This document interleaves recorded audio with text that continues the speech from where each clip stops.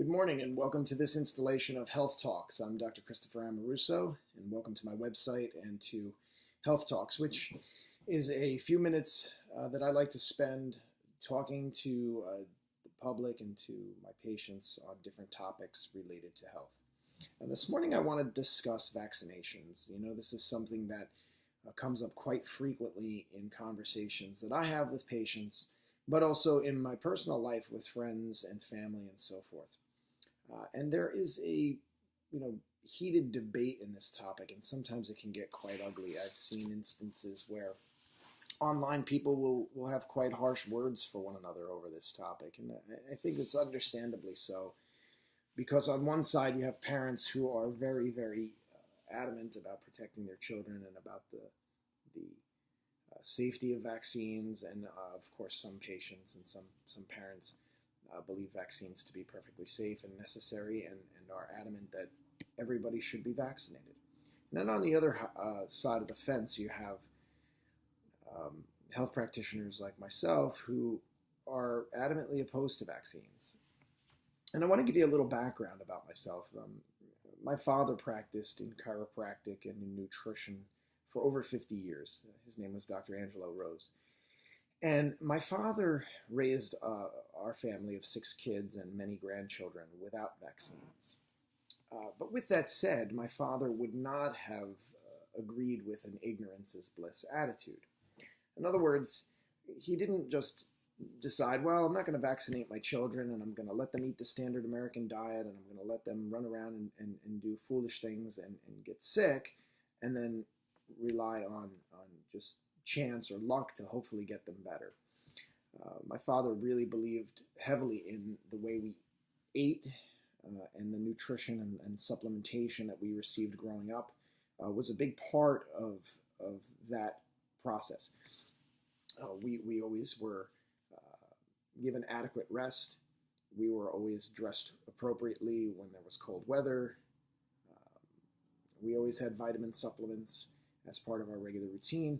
And certainly the way that we were fed and ate in the house with whole foods, plenty of fresh fruits and vegetables, and very little garbage. And by garbage, I am referring to the standard American diet that's loaded with white processed sugar and white processed bromated bleached flour and other fast foods and convenience foods, hydrogenated oils, pasteurized, homogenized milk and dairy products. These are things that my father believed really led to the decline of health in our country and around the world, and was a very key component to his whole philosophy and why he felt it was important that if you were going to choose one pathway, which was in our case not to vaccinate, that you had to follow these other rules.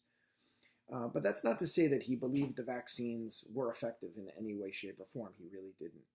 And if you look at the statistics and if you look carefully into a lot of the data that's there, which is a difficult process if you're not trained in the numbers and trained in the different types of studies and trained in how those studies are often set up or the numbers are manipulated to show a certain outcome, then it can be very, very difficult for the average person. By this, I mean a lot of studies hide behind the difference between relative risk and absolute risk, where relative risk can make it seem like a product or a medication, a vaccine is much more effective and safe than it really is, whereas absolute risk would reveal that the numbers actually show a different story. There are many factors like this, and that's something for another discussion, but I do want to discuss some resources for people who are trying to make the decision, because I am in no way, shape, or form trying to tell people not to be vaccinated, just do nothing. But I am telling you that you have a responsibility to your children, and I take that very seriously. And by that, I don't mean just ask your doctor, because your medical doctor is going to tell you to vaccinate your children. By large, I mean, maybe you'll find one in several 100,000 that might tell you otherwise, but that's very unlikely. And I don't want you to go to just any alternative doctor who says, well, don't vaccinate and do nothing else. It's something that you have to make a decision on as a lifestyle choice. And so my goal with this talk this morning is to provide you with some excellent resources that you can use to make the decision for yourself. Resources that show an unbiased look into this discussion and what the real numbers and the real information is, so that you can make a better choice. So the first place I would recommend you go is the Weston A. Price Foundation. You can find their link on my website. They're at www.westonaprice.org. That's WESTON Price, PRICE.org. And on their homepage, they have a link that says vaccinations, and really is a wonderful, wonderful resource to help parents make a decision. At minimum, I recommend most of my patients consider delaying vaccinations until at least 2 years of age. And then you can decide for yourself if you want to spread the vaccines out, which I also recommend if you're going to vaccinate at all. And that is something that I think is a middle road that can do a lot of good, although, it's not the black and white, either you do it or you don't philosophy. It does provide the child with a chance for their immune system to develop. It gives the parent a little time to do some research and some reading. And I think overall it will help to make sure that that child isn't overwhelmed with multiple vaccines right since starting at the date of birth and through those early weeks and months of life, where the child is really just a growing and developing being and doesn't have the capacity and the immune function to handle a lot of the toxins that are in vaccines. Another link that's a wonderful tool on the Weston Price Foundation is they have a link that you can go to that tells you all of the adjuvants that are in the vaccines. So you can do a little bit of looking into what you're actually injecting into your child. And so between those two links, I think you'll see that there is a lot of wonderful information on the science and what it really has shown. I've talked to a lot of people who say, Dr. Amoruso, don't you know that vaccines are the reason that most of these infectious diseases are gone? And they'll cite examples. And I encourage people to look into the statistics and the studies, because I think what you're going to find is that many of those, if not all of them, those infectious diseases were on the decline long before vaccines were introduced. And that was a result of other things going on, not just vaccination like they'd like you to believe. Such things as sanitation and better clean water, better availability of food. So these are some of the things that you'll find out when you look into the situation. And the other thing that I encourage you to do is look into the book, The Vaccine Epidemic. This book was written by an author with the last name Habakus, and I believe it's spelled Habakus. This is a wonderful tool for parents who are trying to sort through this for themselves.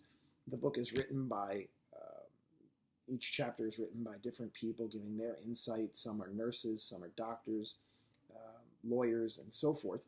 And they lay out really, without trying to push you to make a decision one way or another, they lay out the information and they give you resources as well in that book. So I encourage you to look at it. I encourage you to educate yourself. Whether you make the same decisions that my father made and that I have made with my family is completely up to you. But I can tell you that I am raising 3 children myself, none of whom have been vaccinated, and I don't believe that it's just been luck that they're doing great, they're very healthy, and I think that this is an option that all Americans deserve to have.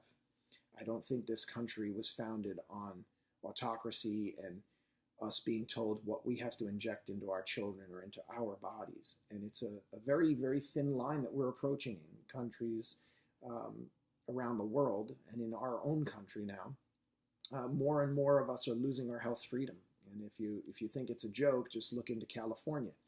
California no longer has any exemptions. You pretty much have to do it, and for vaccines, that is.